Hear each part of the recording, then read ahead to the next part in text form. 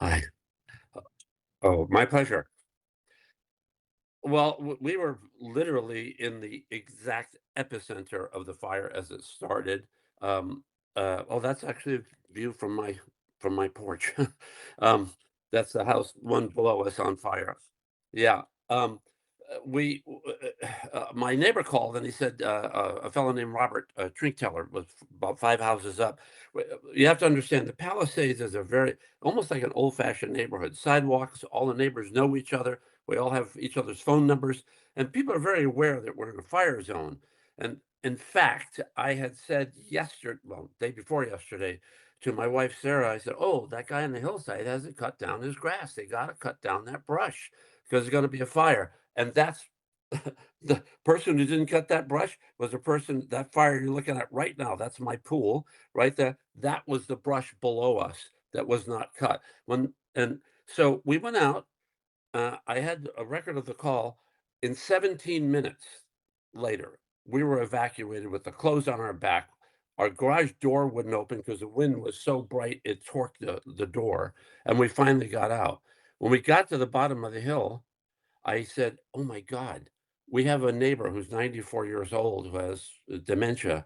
And I said, there were no cars on the driveway. And we would go over and help him get in his chair, sometime if he fell with the caregiver.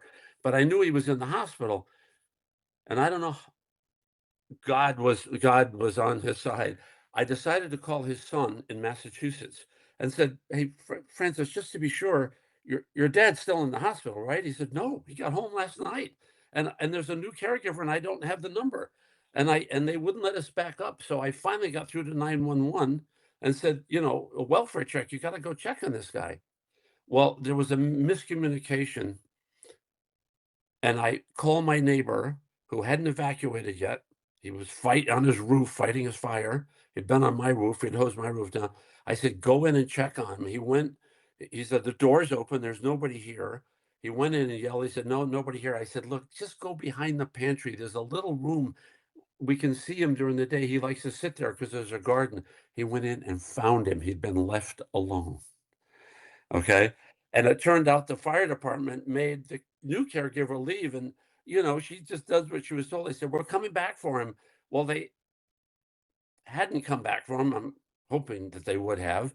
But, there was so much chaos. It was like an inferno. Every house was on fire around us. And, he got him out and the house burned down about an hour later. He would have been in there alone. It was just, and then Robert called us and told us that that house had gone and the house below that and then the house on the other side. And then at 11:49 last night, all the smoke alarms in our house alerted our phones that our house that we had just renovated for 3 years and had just finally moved into about 3 months ago.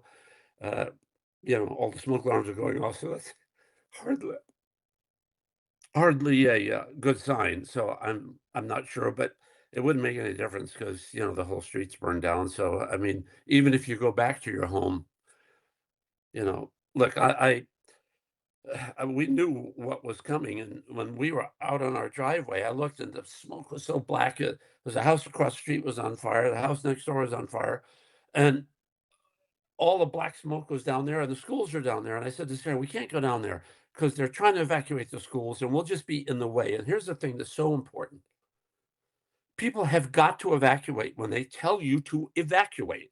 Because if you don't evacuate and you think you're going to be out there with your little garden hose, stopping a conflagration with flames 80 feet high in 90-mile-an-hour winds, you're not going to be helping. You're just going to be stopping the firefighters who do such an amazing job. And you've got to be out of the way, man. You've just got to get out of the way and let them do their jobs. And yes, maybe your home's going to burn down, but let me tell you what's more important than your home is your 94-year-old neighbor and your fellow across the street who's trying to help you, and all the friends and family who've been calling all day. And yes, we're safe. And yes, I think everybody on our street survived, although I can't get a hold of Robert. And I called a friend of mine who lived in Malibu, in Mandeville Canyon, and well, she had called me. Are you okay? And I said, Yeah, you got to get out of there, Carol. She said, Oh, well, we're miles from you. I said, But we're packed. We're ready because people who live in fire zones are ready. You got to be ready to go. And as ready as we were, everything I own is in this room. Every single thing that I own is in this room. We got a basket of laundry, glasses, pills, and and the keys to our car, and that's it. So,